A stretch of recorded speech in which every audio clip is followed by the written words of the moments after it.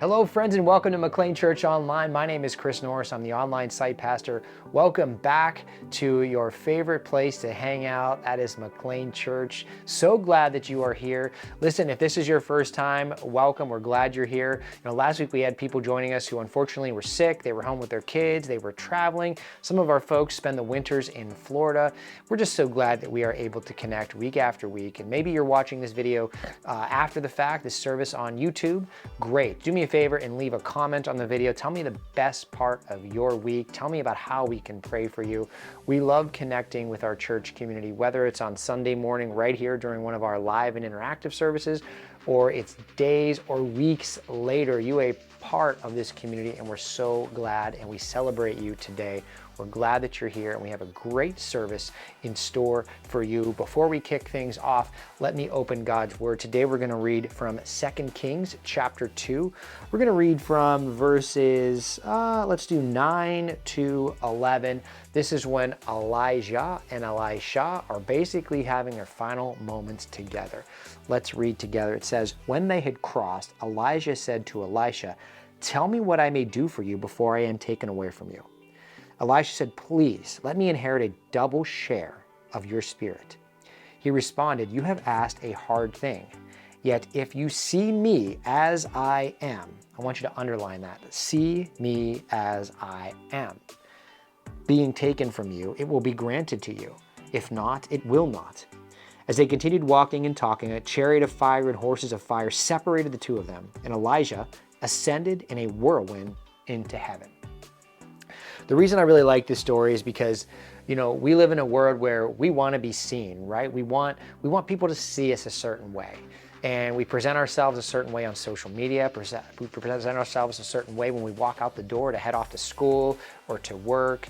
And oftentimes we also have a perception of other people, whether it's positive or negative. And I love in these final moments where Elijah and Elisha are together, Elijah is teaching Elisha an important lesson. He's saying, hey, the last thing you can do for me before I grant you a double share of my spirit is just to see me for who I am, individually, made in the image of God. And Elijah, in all of his infinite wisdom, knows that he's teaching Elisha a lesson here as well. Because if Elijah can look and see Elijah's uniqueness in the way that he was gifted in his spirit through God, then Elisha will make the connection that that's the same for him. And that perhaps Elisha will not necessarily have to be the same person that Elijah was, because Elisha himself is individually and carefully and wonderfully made, just like me and you. We live in a comparison culture. We compare our behind the scenes, messy lives to other people's highlight reels, right? And that can be dangerous. And I think what God wants to teach us today is that, our main goal is to see ourselves with God's eyes, to filter who we see ourselves each day through the lens of God, becoming more and more each day of who He created us to be. Because when you see yourself through the image of God, it changes everything. Nothing else matters, because you know that you are still a work in progress, and that your definition of perfection, and maybe others' definition of perfection for you, is not the same as what God sees. So I pray that today you will know that just like Elijah knew before he left this world in a chariot of fire, I mean, what a cool way to go out, right? He knew that it mattered that he was seen as an individual made perfect, created by God, and he wanted to teach us in this ancient scripture in the same way that we can apply this to our lives today. See yourself through the image of God, and see others as well as works in progress and individual and wonderfully made in the image of Christ. Would you join me in prayer really quick?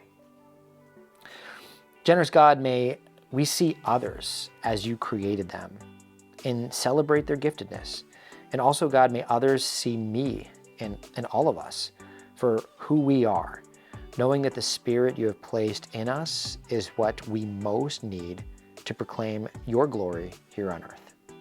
This we ask in your name, and that you be with us today through our services. May you be glorified and lifted up. Amen. Well, speaking of services, what a great service we have in store for you today. Let's just go ahead and get to the best part. How about we worship together, huh? Take it away, team.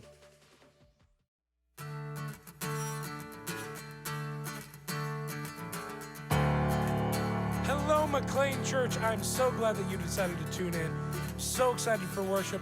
So why don't you listen in as we get ready to praise and worship on this glorious day.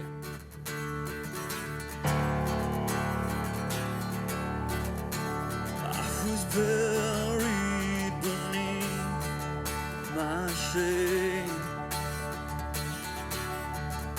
Oh, who could carry that kind of weight? It was my son, Yeah. till I met you. Yes, I was breathing but not alive,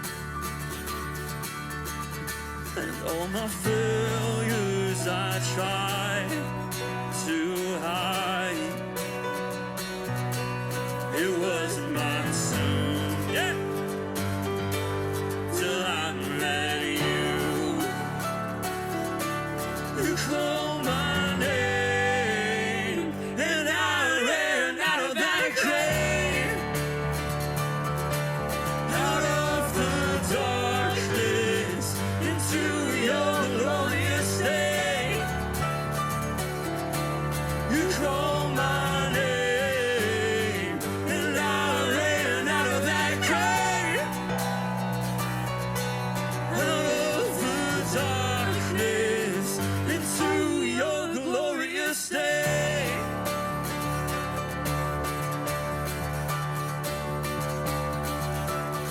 Now your mercy has saved my soul, and now your freedom is all that I know. The old made new, Jesus, when I met you. Oh, the day you called my name, and I ran out of that grave, out of the darkness into your glorious day.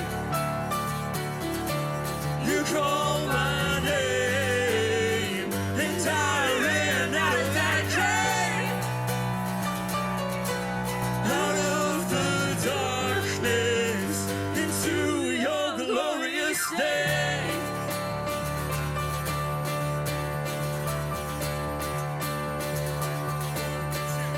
Break it down.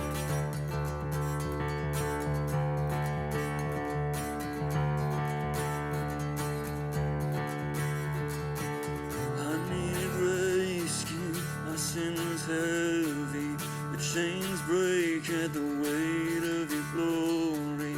I needed shelter, I was an orphan, now you call me a citizen of heaven. When I was broken, you were my healing, now your love is the air that I'm breathing. I have a future, my eyes are open, 'cause when you call my name, I ran out of that grave,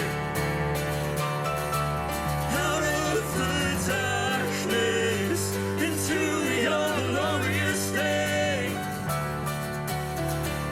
You call my name, and I ran out of that grave, out of the darkness into your glorious day.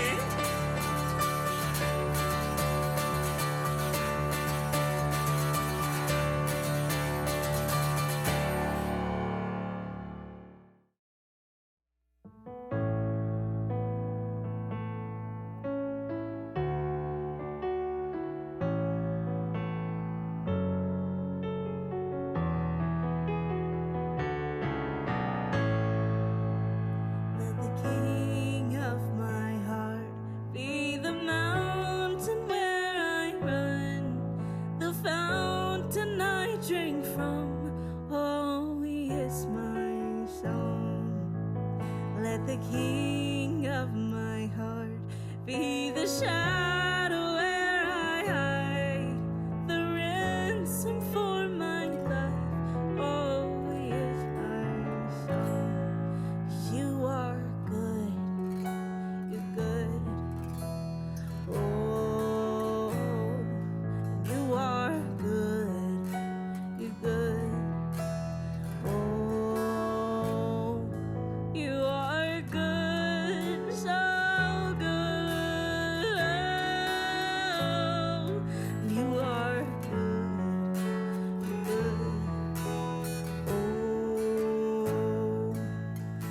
Let the King of my heart be the wind inside my sails, the anchor in the waves. Oh, he is my song. Let the King of my heart be the fire inside my veins, the echo of my days. Oh, he is my, oh, sing it again. Let the King of my heart be the wind inside my sails, the anchor in the waves. Oh, he is my song. Let the King of my heart be the fire inside my veins, the echo of my days. Oh, he is my song, 'cause you are good, you're good. Oh, you are good, you're good. Oh, you are good, you're good. Oh, you are good, you're good.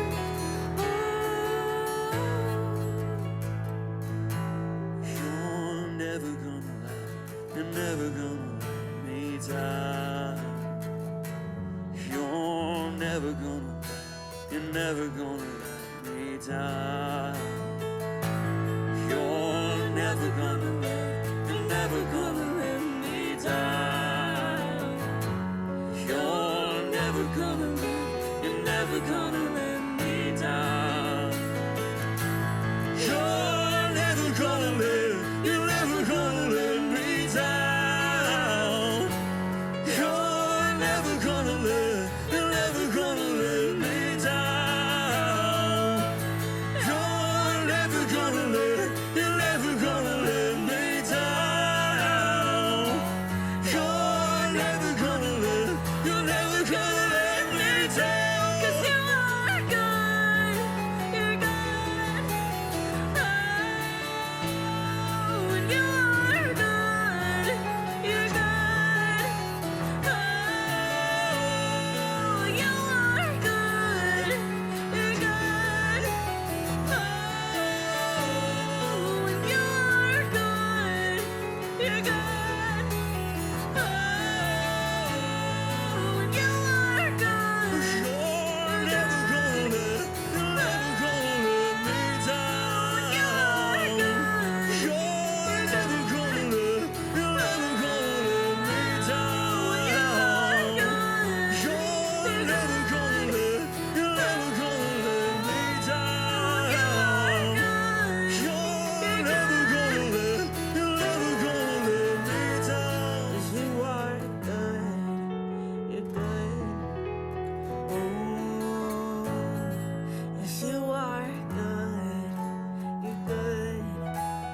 Oh, you are good, so good. Oh, you are good, you're good.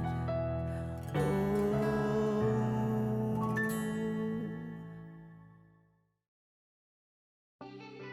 Well, thank you, worship team. And why don't we go ahead and take a moment to gather our tithes and our offerings. This moment in our service, we stop and we thank God for what He has blessed us with. Many of the ministry areas that we've already talked about through serving, those happen because of the generosity of what you do each and every week. Money that goes toward providing meals so that members of our hospitality team can serve those meals. Money that goes towards the materials and things that fund our McLean Kids ministry area that we talked about last week. Serving starts right here, honestly. It starts with what you are able to give back to God's kingdom, and that ripple effect is seen throughout our church, through our volunteers and our serving opportunities. So step one happens now. We are grateful for your generosity. If you are willing to do so, make sure you visit mcleanchurch.org/give. Use the McLean Anywhere mobile app. Drop a check in the mail. However you do it, we are just glad that you choose to make giving a priority. Thank you.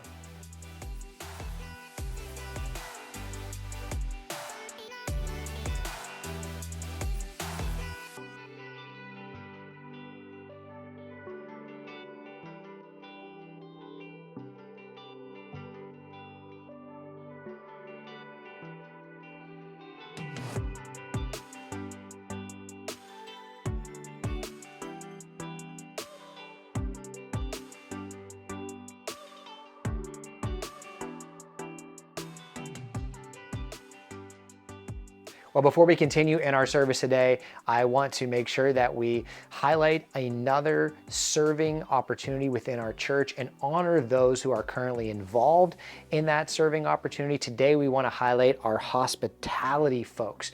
These are folks who do anything from, our greeters at the front doors, our ushers that collect the offering or help facilitate communion. These are our kitchen volunteers who help serve breakfast each and every week. There are just a variety of people who help welcome the community within the walls of our church, and we could not function as a church without them. Now, this particular ministry area is near and dear to my heart because my family, we get up every Sunday, once a month on Sundays, and we go to our physical location in Edinboro, Pennsylvania, and we volunteer as greeters, right? And my son loves standing there and using the clicker to count every single person that comes through the door so we have an accurate attendance count.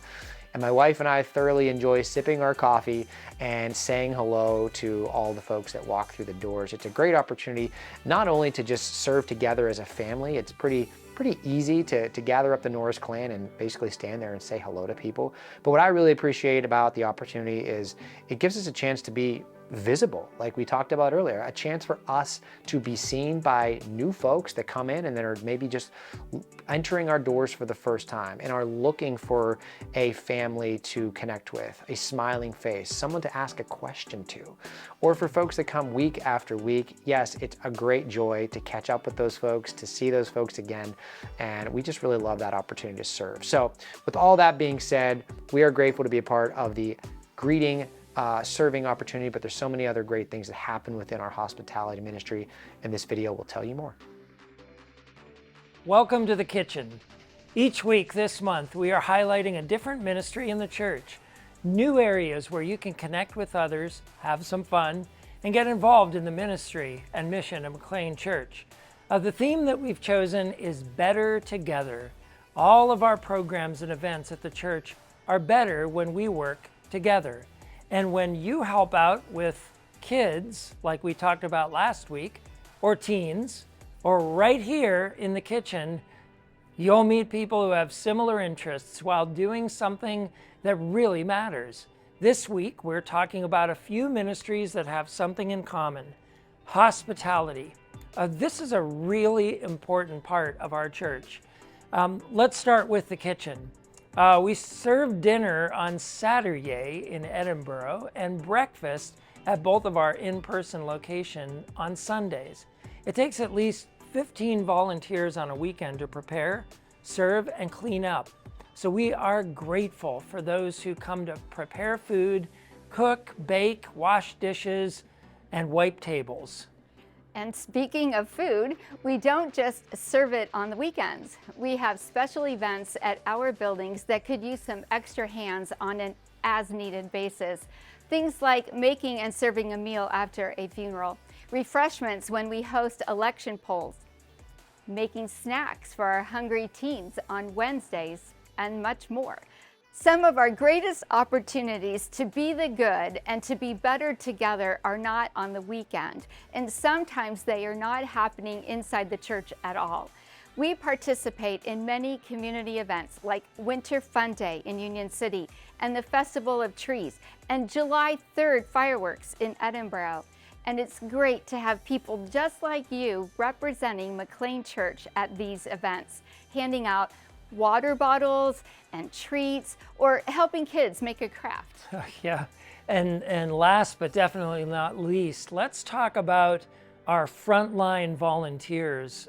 Did you know that our doors open and close over 1,000 times on any given weekend? So it's important to have greeters there to welcome and encourage people coming through those doors. Sometimes they need to know where the restroom is or where to find the kids area or a cup of coffee. Those greeters will help them do that. Some of these frontline volunteers also work as ushers, helping people find seats and at the Welcome Center. Did you know that we give away about 100 Bibles every year from our Welcome Centers? Wow, that's a lot of Bibles. If helping in the kitchen at a community event or right on the front lines as a greeter or usher sounds like something you would enjoy and something God has equipped you to do, just head over to our website or mobile app to find more information or to sign up. If you are not able to join us at one of our physical locations, you can still help us be better together by praying for the church and specifically for these ministries. And next week, we will tell you how to get involved in our digital ministries and right here at McLean Church Online.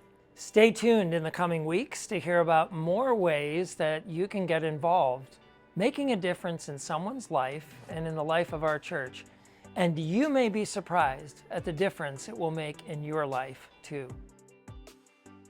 Well, it's week 2 of our new sermon series, Life Lessons from Legends. And last week, Pastor Brian kicked off a very powerful week 1 message, just really talking about the connection to some of the great leaders from the biblical records and how their life and their unconventional paths can really be encouraging and enlightening to our lives, and how really there is no such thing as a point A to point B in life, right? There's A to B point 1 to B point 3 to C1 to C4 to D, right? There are so many steps along the way that lead us to where we are today. And the one thing that Pastor Brian said that I loved and really spoke to me was that what if the destination in our life is not the end point? What if it's those little disruption and those little bumps in the road along the way? What if that is what God actually intends for us, and that we learn to embrace when our plans don't work out, and that the destination truly is, as cliche as it might sound, more about the journey to get there. So if week 1 was any indication of what's to come, I am so excited, and without further ado, let's welcome Pastor Brian Kelly to the stage.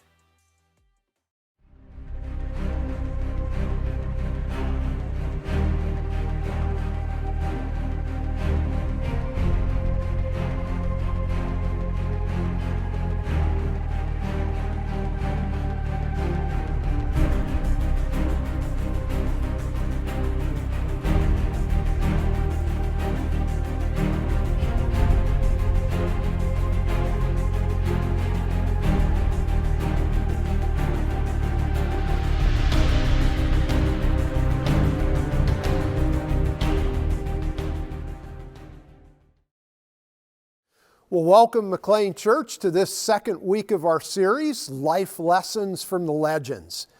In this series, we're looking at prominent characters from the first part of the Bible, that's the Old Testament, asking what do the stories of these people's lives teach us about how we might understand our own lives. Last week, we talked about the story of Abraham. Abraham's considered to be the father of ancient Israel. We saw last week that God called Abraham to leave the country he was living in and travel west to a new land, the land of Canaan, or present-day Israel. In this new land, God promised to give him a family that would be so large that they would ultimately become a nation, the nation of Israel. The story of the nation of Israel, it's central in the Bible because it is the nation of Israel, its culture, history, traditions, and religion that sets the stage for Jesus' birth and the eventual emergence of Christianity. Now, you'll recall from last week that Abraham's journey from this new land is anything but a straight line. But Abraham does arrive, and Abraham and Sarah in their old age have a son. That son is Isaac. And Isaac will have a son named Jacob, and Jacob will have 12 sons whose families will form the 12 tribes of Israel. Abraham, Isaac, and Jacob, taken together, are often referred to as the patriarchs or the fathers of ancient Israel. We saw from the Abraham story that the author of these narratives, or whoever collected these ancient stories and arranged them in their present form, was intent to show the very human or earthy side of these figures' lives. These stories, they're not sanitized or romanticized. they instead are filled with all the twisted and often sordid drama of real life. And yet central to all of them is God. God working in and through the convoluted human experience to bring about a good purpose. These stories, which are set in a time roughly 4,000 years ago, continue to be told today, undoubtedly because they both reflect real life and because they offer a perspective by which God can be seen in the midst of the twists, turns, and missteps that real life contains. These stories, they're also enduring because they call attention to human action, both good and bad, revealing how people can partner with or resist the divine. God brings about His good purposes, but people have a role to play in cooperating with or resisting God's purposes and plans. This is very evident in the story of Isaac, a portion of which we want to consider today. As we saw last week, God promised to give Abraham a large family, a family that would become a nation. The problem with the promise was that well into his 90s, Abraham still had no children with his wife Sarah. He did have a child, Ishmael, with Sarah's maidservant Hagar, and that's somewhat a sordid twist to the story. But when approaching 100 years old, Abraham and Sarah still had no children of their own. Finally, at age 100, Abraham has a son by Sarah named Isaac. And of course, as with any good story, there are multiple levels on which you can read and interpret this birth of a child in Abraham and Sarah's old age. Isaac is the beloved, long-awaited child. And then God seems to ask Abraham to offer Isaac as a child sacrifice, a bizarre account in the biblical record that takes some informed understanding to think through. But God appears to change His mind about this, another bizarre twist to the story, and Isaac grows up to marry a woman named Rebekah. Isaac and Rebekah have a set of twins, Jacob and Esau. You've heard those names before. Esau is the firstborn and Jacob is the second. Now, in the culture of ancient Israel, as in many ancient cultures, it was the firstborn that the father's estate, his property and standing, would be passed to. This was called the birthright, or a right or privilege received by order of one's birth. As you may remember, perhaps from Bible stories you were told as a child, this is where the Isaac narrative gets even more interesting. Esau is apparently an outdoorsman, a great hunter, and seems to be the favorite of his father. Jacob is portrayed as a bit more domesticated, the favorite of his mother. One day, Esau comes in from hunting and is famished. Maybe he was hypoglycemic. Jacob has been cooking all day, and Esau is desperate for some of the food he's been making. Jacob is happy to oblige his brother, but, and again, you just have to love these stories, Jacob sees this as an opportunity to reverse his misfortune of being born second. So Jacob strikes a deal with Esau. Jacob will trade Esau some stew in return for Esau's birthright. Esau, ruled by his hunger, agrees, and Jacob becomes the possessor of the birthright, and Esau gets a bowl of chili. Again, there are 100 different levels on which you can read and understand this. Later, when Isaac is near death, he asks Esau to go out hunting and fix a meal for him so he might give Esau his blessing. This is where the story begins to bear on our topic for today, the power of words.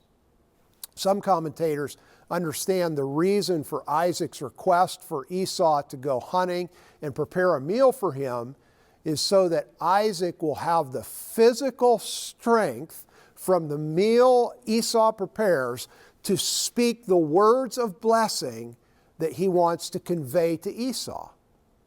Speaking words of meaning and power, it takes energy.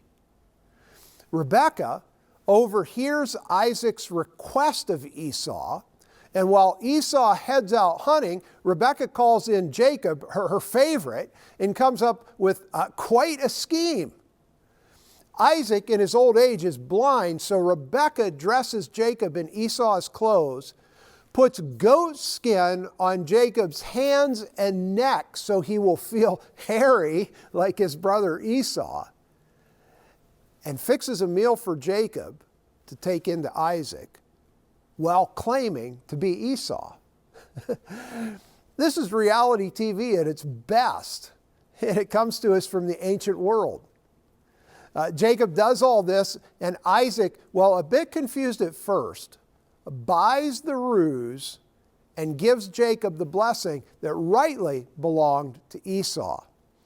Listen to how the story unfolds in these selections from Genesis chapter 27. Jacob said to his father, "I am Esau, your firstborn.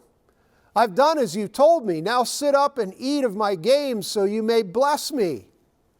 Then Isaac said to Jacob, "Come near that I may feel you, my son, to know whether you are really my son Esau or not." So Jacob went up to his father Isaac, who felt him and said, "The voice is Jacob's voice, but the hands are the hands of Esau." He said, "Are you really my son Esau?" He answered, "I am." Then his father Isaac said to him, "Come near and kiss me, my son." So he came near and kissed him, and he smelled the smell of his garments and blessed him and said, "Ah, the smell of my son is like the smell of a field that the Lord has blessed. May God give you of the dew of heaven and of the fatness of the earth and plenty of grain and wine. Let peoples serve you and nations bow down to you. Be Lord over your brothers, and may your mother's sons bow down to you. Cursed be everyone who curses you, and blessed be everyone who blesses you." Now, as you might guess, immediately after this happens, Esau returns from hunting and brings food into his father, expecting to receive the long-awaited blessing. When Isaac learns that he's been fooled, the text says he shakes violently. And when Esau realizes that he's been robbed of the blessing, he pleads with his father to bless him as well. Listen again to the words of the story. As soon as Isaac had finished blessing Jacob, when Jacob had scarcely gone out from the presence of his father Isaac, his brother Esau came in from his hunting. He also prepared savory food and brought it to his father.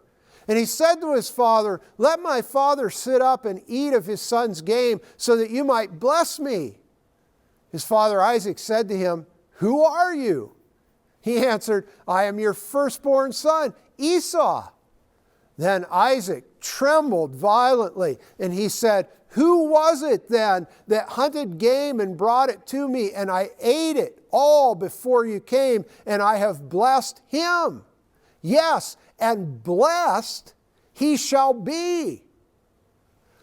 When Esau heard his father's words, he cried out with an exceedingly great and bitter cry and said to his father, "Bless me, me also, father." But he said, "Your brother came deceitfully, and he has taken away your blessing." Esau said, "Have you not reserved a blessing for me?" Isaac answered Esau, "I have already made him your lord, and I have given him all his brothers as servants, and with grain and wine I have sustained him. What then can I do for you, my son?" Esau said to his father, "Have you only one blessing, father? Bless me also, father." And Esau lifted up his voice and wept. Then his father Isaac answered him, "See, away from the fatness of the earth shall your home be, and away from the dew of heaven on high. By your sword you shall live, and you shall serve your brother. But when you break loose, you shall break his yoke from your neck." And that is how the story plays out through the rest of the Old Testament.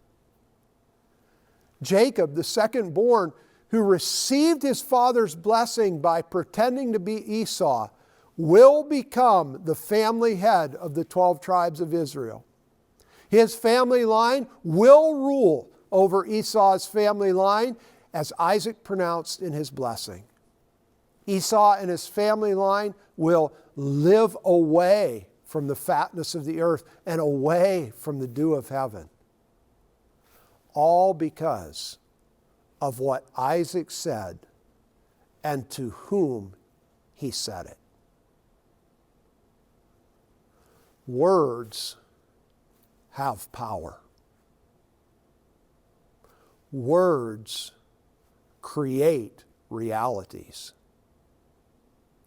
Throughout the Old Testament, there's this regular practice of blessing.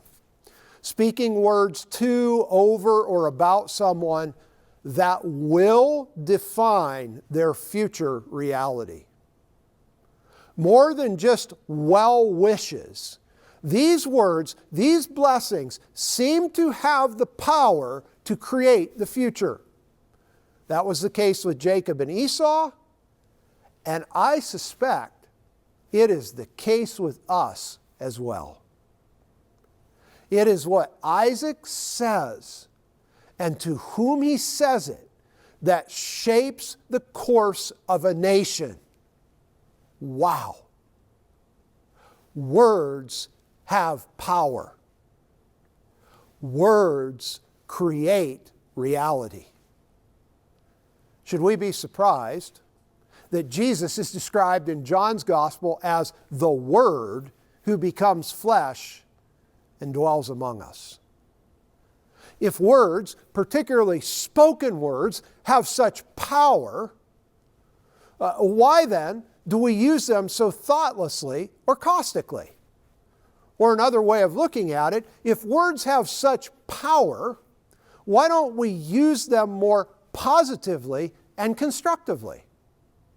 I've thought about this and observed this now for a long time, and I am convinced that what we say, how we say it, and to whom it is said has unbelievable power to shape future realities.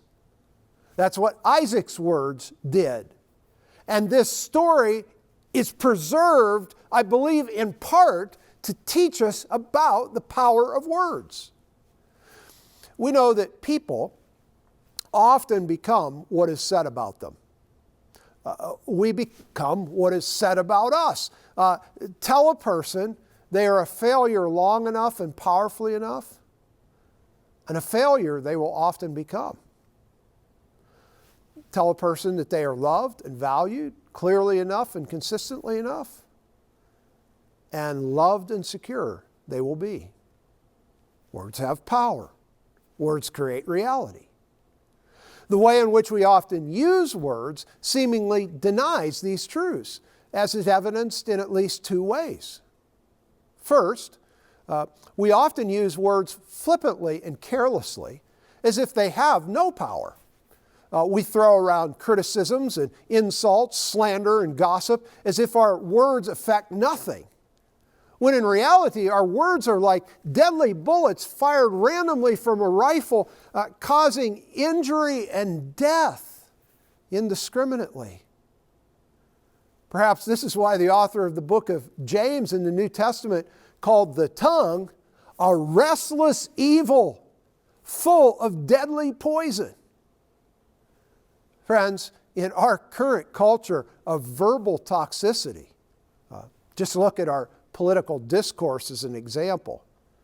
Perhaps the greatest distinguishing characteristic of those who claim to follow Christ is that we do not use our words to wound and destroy. Because wound and destroy are things that words very much have the power to do. The second way we deny that words have the power to create reality is that we often fail to use words constructively. We fail to use words to bring about good in the world. We're silent when we should speak.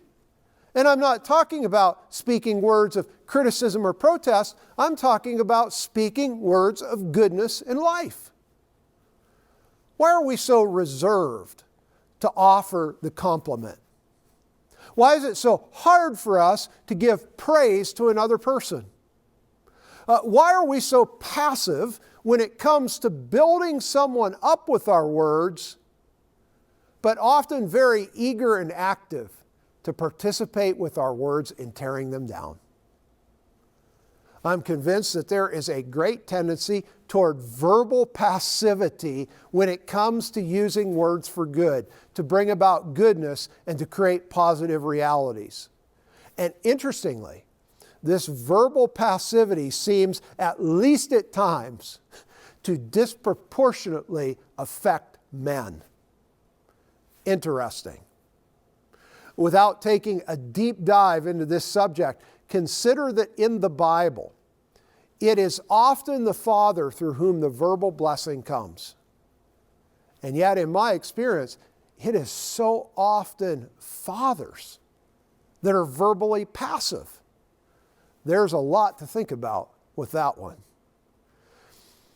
Words have power to bring forth goodness. Genesis begins with God speaking, and the goodness of creation comes into being. Why don't we use our words more frequently to bring about good? The Isaac story teaches us, among many things, that words have power. Words create reality. Isaac's words to Jacob, even though received by Jacob deceptively, shape the future of Jacob's life, family, and the nation of Israel. Wow! Who are your words shaping? And how are they shaping them? Words have power. Words create reality. Let us use our words to bring about the good.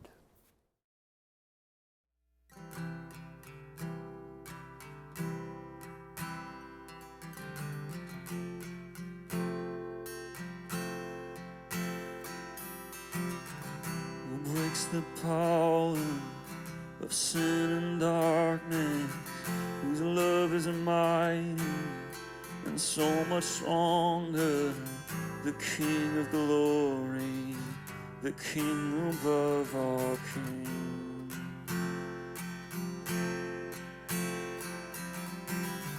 Who shakes the whole earth with holy thunder and leaves us breathless in awe and wonder, the King of glory, the King above all kings. This is amazing grace. This is unfailing love, that you would take my place, that you would bear my cross. You would lay down your life, that I would be set free. Oh, Jesus, I sing for all that you've done for me.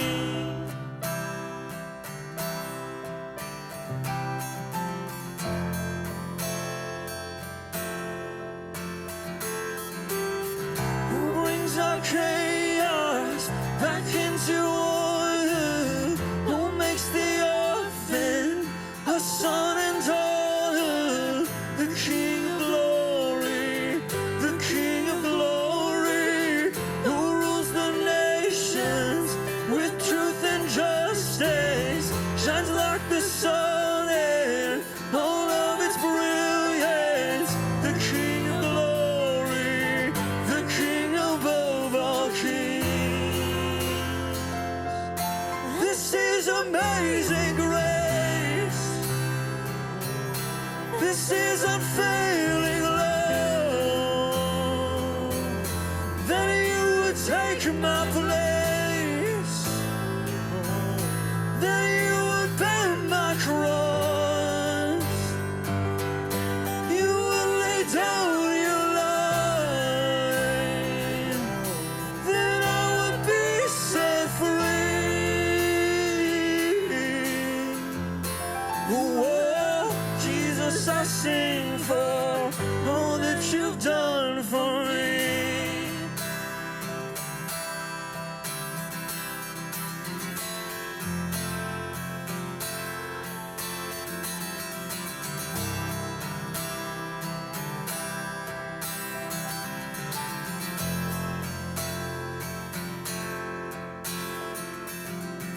Worthy is the Lamb who was slain. Worthy is the King who conquered the grave. Worthy is the Lamb who was slain. Worthy is the King who conquered the grave. Worthy is the Lamb who was slain. Worthy is the King who conquered the grave. Worthy is the Lamb who was slain. Worthy, worthy, worthy. Oh, this is amazing grace. This is unfailing love, that you would take my place, that you would bear my cross, you would lay down your life, that I would be set free. Oh, Jesus, I sing for all that you've done for me.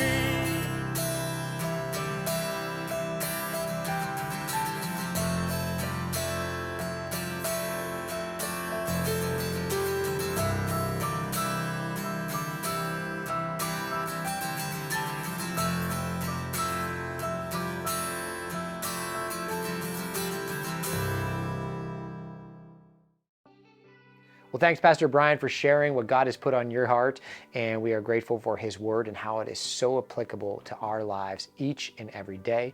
I'm so grateful to have been able to spend time with you today. There's a lot of important things happening in McLean Church that you don't need me to tell you about. I'm just going to encourage you to head over to our website at mcleanchurch.org. There's all kinds of stuff coming up, including, believe it or not, Lent activities are coming up. We're going to have a time of reflection, so you're going to want to check that out if you're available to kick off the Lent season. That's a great way to do it. Other events for adults and kids alike. Great things happening across our church. As always, I would encourage you to stay connected with us throughout the week. If you need prayer or need some practical next steps or guidance, that's what I'm here for. Please feel free to reach out to me at cnorris@mcleanchurch.org. I can't wait to see you again back here next week at McLean Church Online.